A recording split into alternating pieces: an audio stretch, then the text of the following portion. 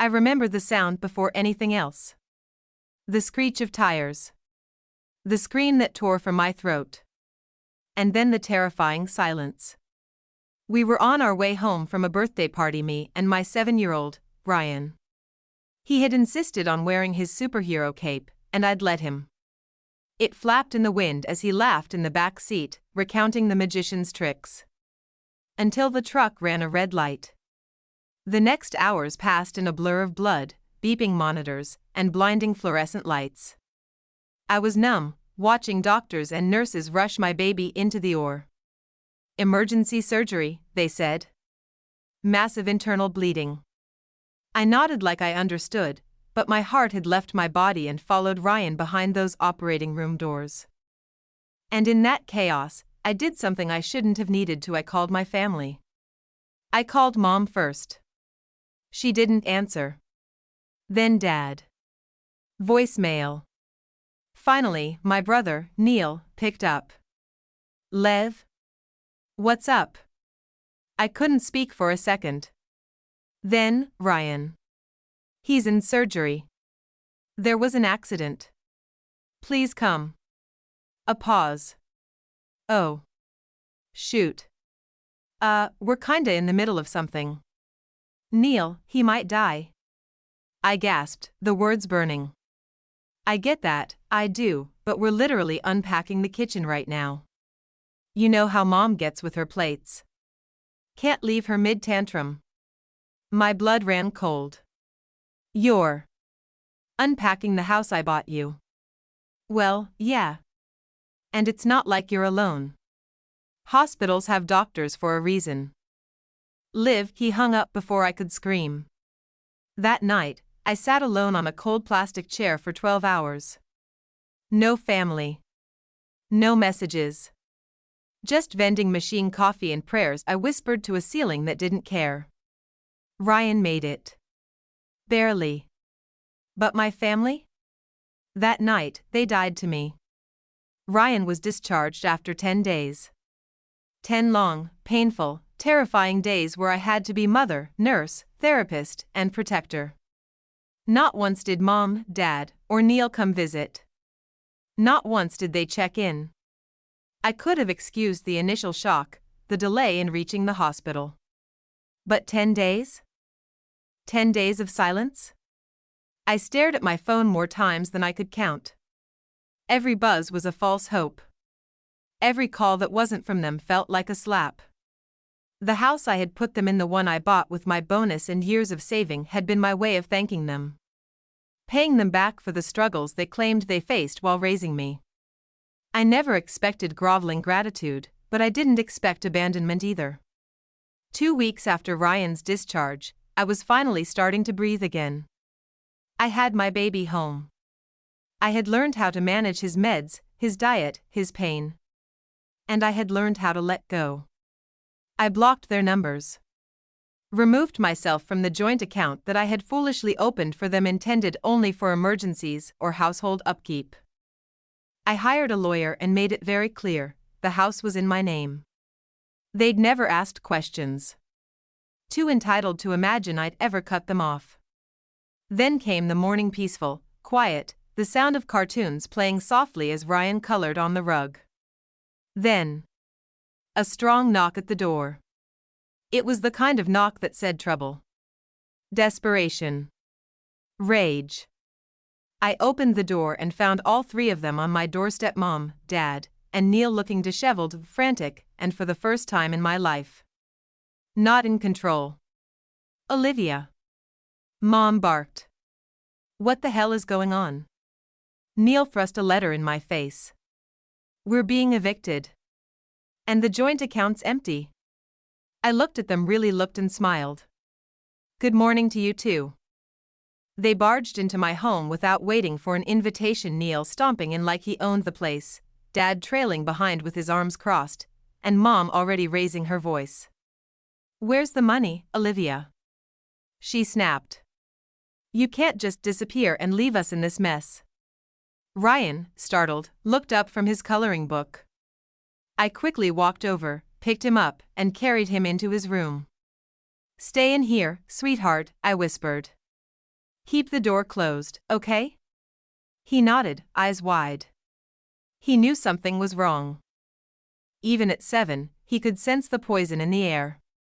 When I came back, I shut the door behind me and crossed my arms. First, I said calmly, "You don't get to scream in my house." Second, I didn't disappear, you chose to ignore me while your grandson was fighting for his life. So let's not pretend we're close. Neil scoffed. Oh, come on, Liv. We were busy. We moved. You know how much coordination that takes. Yes, I said icily, especially when you didn't lift a finger to pay for any of it. Mom pointed a shaking finger at me. You always act like we're some burden. That house was a gift. No, I corrected. It was support. A chance. I thought you'd appreciate it. Instead, you treated it like you're right. Dad, silent until now, finally spoke. So what, you're punishing us? You drained the account? I removed myself from it, I replied. All that money was mine. I paid the bills, stocked the fridge, paid the taxes.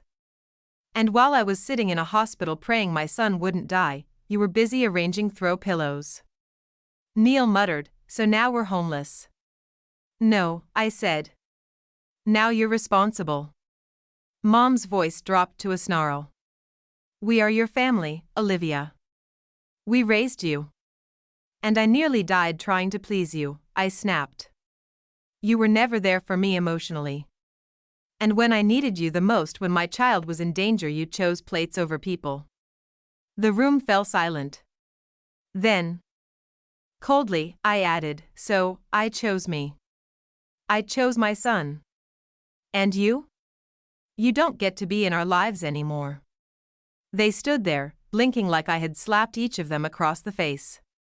You can't just cut us off, Neil muttered. You're not allowed to. I can, I said. And I did. Dad's eyes narrowed. You think you're better than us now? Just because you earn more? No, I said, voice firm. Because I care. Because I show up. That's more than you've ever done. You're being emotional, Mom hissed. Families argue. Families disappoint. But we don't throw each other away. I laughed bitterly. Is that what you told yourselves when you ignored my calls from the ER? They didn't answer. I walked to the door and opened it. I'm done. I gave you enough. You had a chance. Several, actually. But you used me like an ATM. Now that the card isn't working, suddenly I matter again? They didn't move. Out, I said. Neil stepped forward. You'll regret this, Olivia. You can't just throw blood away. I held his gaze. Watch me. They left eventually, muttering threats and disbelief. I watched them walk down the driveway, the eviction letter still clutched in Neil's hand like a symbol of their unraveling.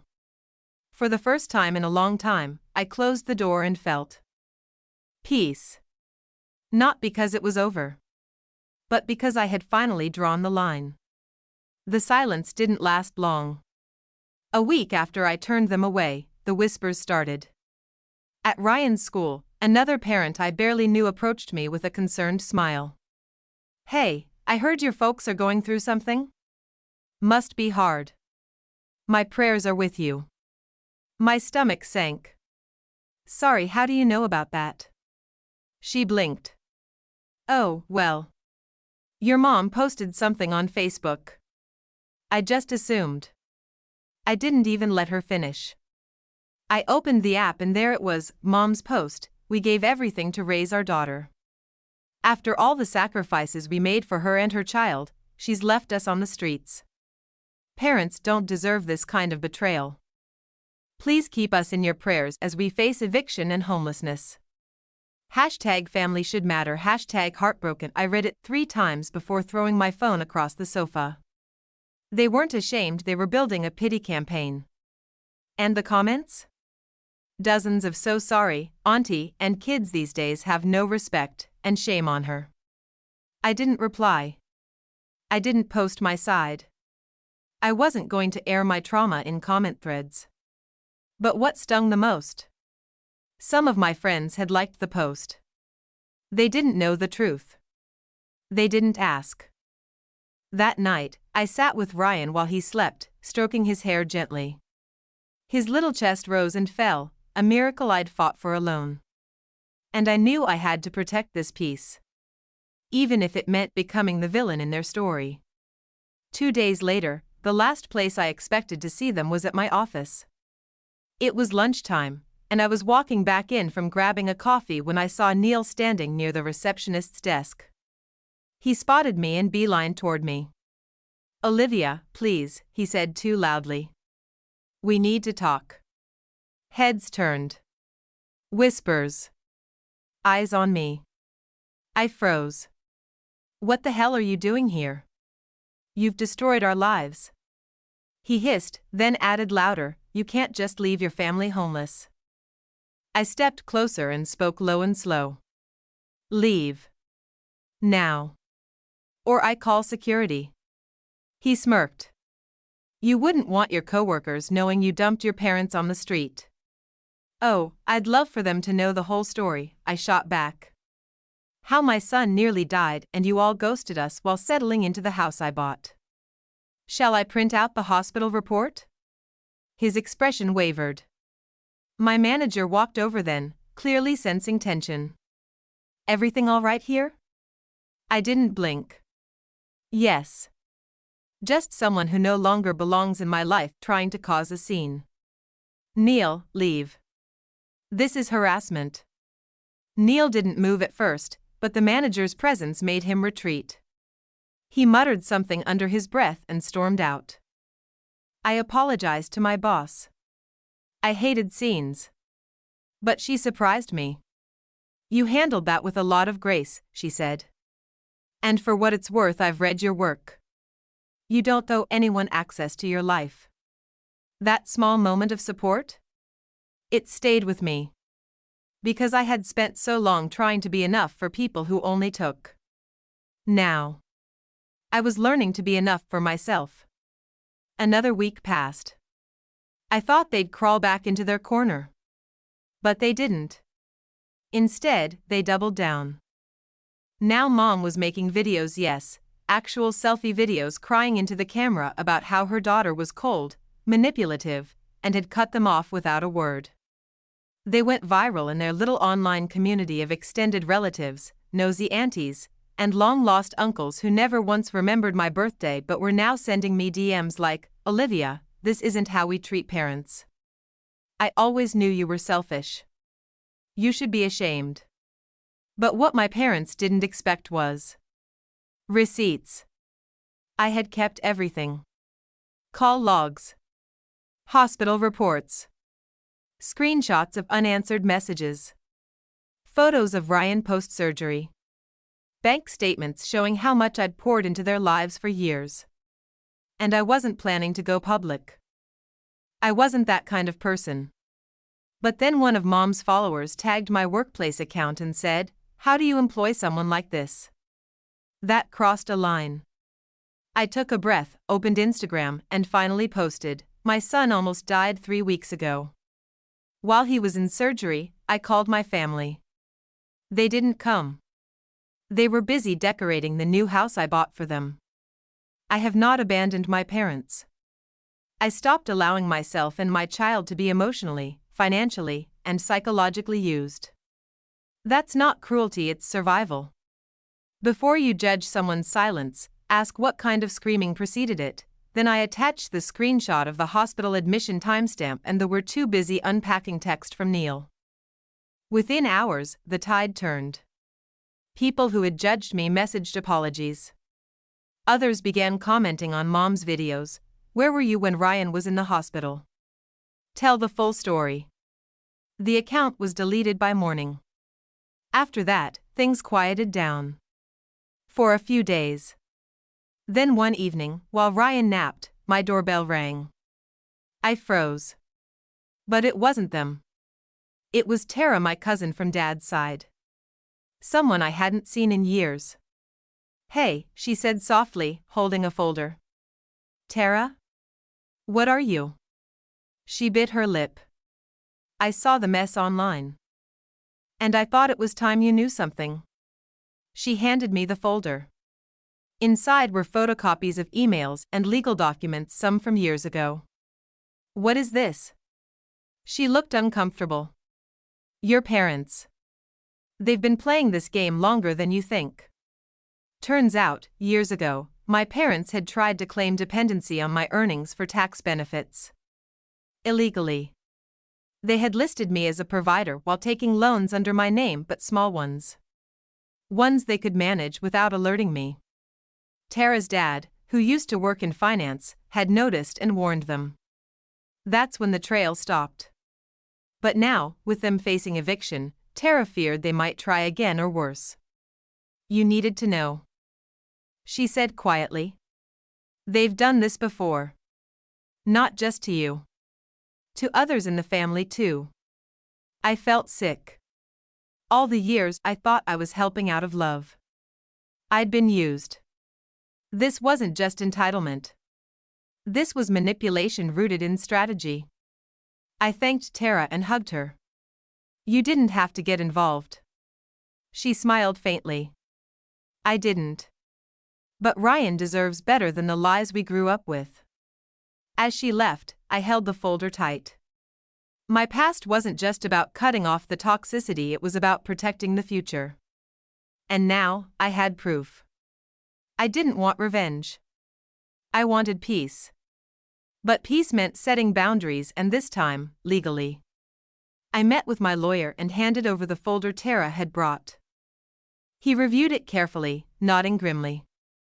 This kind of fraudulent dependency claim can land them in serious trouble if they try it again, he said. Let's get ahead of this. We moved fast.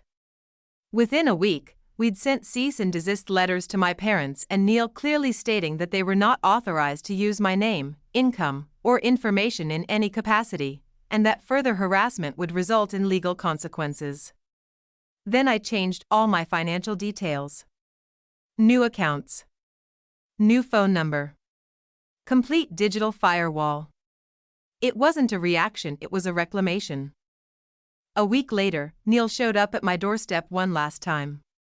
This time, he didn't knock like he owned the world. He didn't yell. He looked tired, angry, and defeated. I hope you're happy, he spat. I opened the door halfway, kept my foot on the threshold. I am, I said simply. Ryan is healing. I'm sleeping. And for the first time, my bank account isn't a group project. He stared at me. They're losing everything. I already lost everything the day I begged for help and got silence. He tried again. They're our parents, Liv. No, I said. They're your parents. I'm someone's mother now. That's the only role that matters to me. He walked away without another word. And I let the door close firmly. Finally, it's been months since that final visit. Mom and Dad moved into a rental in the outskirts. Neil found a job. Their online sympathy campaign faded away. Turns out, even drama dies without a fresh audience. I never told Ryan the full story. I just told him that sometimes, people who are supposed to love us forget how. And that it's okay to love ourselves enough to walk away. He smiled and said, as long as I have you, I'm okay. And I knew then I had done the right thing. Because family isn't who raised you. Family isn't who shares your blood. Family is who shows up when your world is falling apart and sits with you in the wreckage, even if they can't fix it. I bought a new house. Smaller, warmer. Just me and Ryan. It's filled with laughter now, not obligation. And every time I lock the front door at night, I smile. Because it's the door I chose. The one they'll never darken again. And the one my son and I will walk through together, toward a future they no longer get to touch.